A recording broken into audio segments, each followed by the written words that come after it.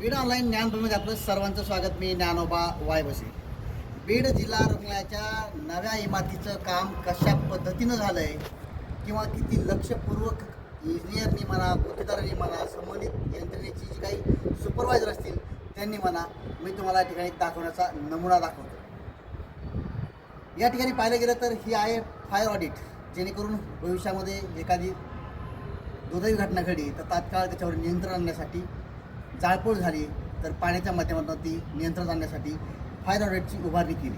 ही उभारणी करत असताना या ठिकाणी एक मोटर आहे, तुम्हाला नक्कीच दाखवण्याचा प्रयत्न करतो. ही मोटर आहे, मात्र या मोटर बसवताना हा दरवाजा लागेल की नाही याची कोणीही तसलती घेतली नाही. कारण हा दरवाजा ज्यावेळी लावायचा गेला तर हा दरवाजा इथे अडत, हा दरवाजा या 6व्या मजल्यात शेवटचा दरवाजा आहे, जेणेकरून हा दरवाजा आता लावायचा म्हटलं तर तो लागणार नाही. का लागणार नाही तर हा दरवाजा या मोटरची ज्यावेळेस फिटिंग करत असताना या ठिकाणी अडकला गेला, कारण या पद्धतीनं लावण्याचा प्रयत्न केला तरीही हलणार नाही. अशी परिस्थिती या नव्या इमारतीच्या नव्या बांधकामाची नक्कीच या ठिकाणी झाली पाहायला मिळते. मात्र 2 दिवसावर आता या इमारतीचं उद्घाटन होणार आहे.